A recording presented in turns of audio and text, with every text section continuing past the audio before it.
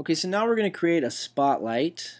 The first thing I'd like to do, since we're going to be adding more light to this scene, is lower the intensity of this point light here.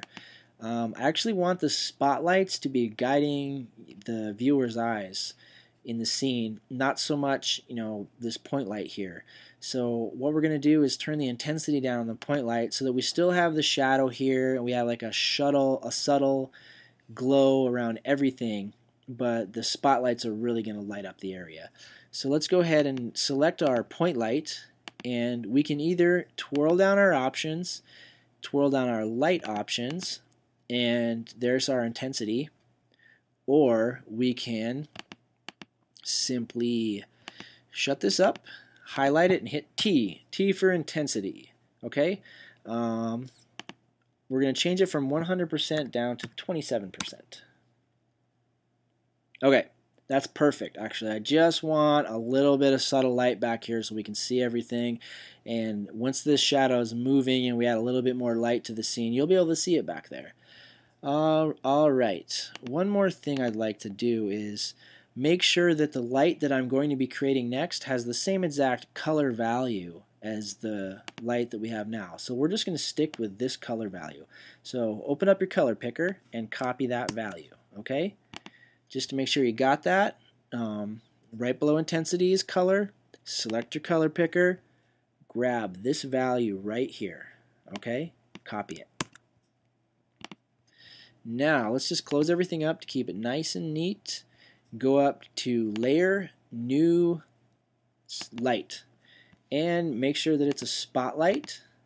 Select your color picker and paste in that color value. All right.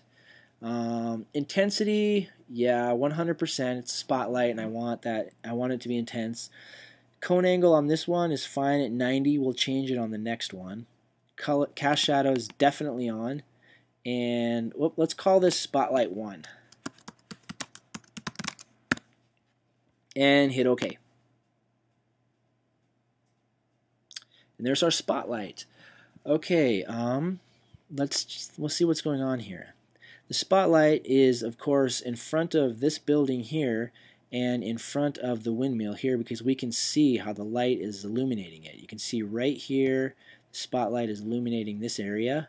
It's obviously behind this area here and all back here. And that's the opposite of what we want, actually. I want this spotlight to be behind this windmill with the point of interest going through the windmill blades, and I want the light shining right here.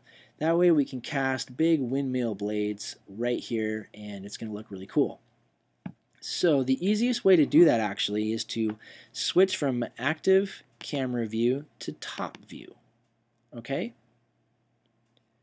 And here's our top view. Basically, here is our light. Here's our windmill and the windmill blade. That's why you see 2 lines here, because they're 2 separate layers. Here's our buildings. Okay, it's only showing you one side of the building and the direction that they're in. This one's been rotated, so it looked a little different. That's why you see the lines like this. This red line is our text. This line is our wall. And this big piece here is a 2,000 by 3,000 pixel picture of some cracked dirt. Okay, so that's the scene. Now, I'm going to give myself a little more real estate by dragging down my timeline and just, zooming in here a little bit. Okay, if I hover my mouse over these directional arrows, I can move along an X, Y, or Z axis. Okay? That's not what I want to do in this case. I want to just grab the camera and just move it. I don't want to be chained down by any direction. Now, if I hover on X, I'm going to move only on the X-axis. What I want to do is hover over the lamp itself, okay? Hovering over the lamp itself, anywhere around there, as long as it's not showing a Y or an X or a Z, but just touching it, then you have a control over it anywhere you want.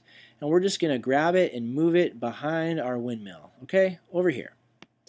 Now the point of interest is not exactly in the spot I want it. I know for a fact that I want to grab that point of interest and move it over here. Right about there. Alright?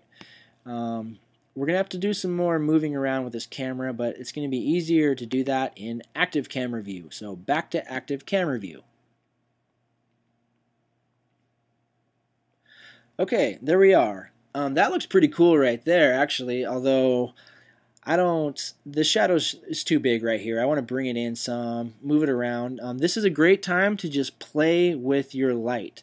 Okay, move it along the X, Y, and Z, move this point of interest around and just see how that affects things. You know, if I let it go right here, you can see that it's hitting the ground. Everything could be a little more intense, actually. That brought out that backlight quite a bit. That's really cool. I'm going to go ahead and move this in Z space. You see how that's bringing down the propeller over there on the right-hand side? Yeah, that's going to look really cool. And that's good enough right there. I like that. But go ahead and move around some and just see, you know, where exactly you'd like these shadows to fall.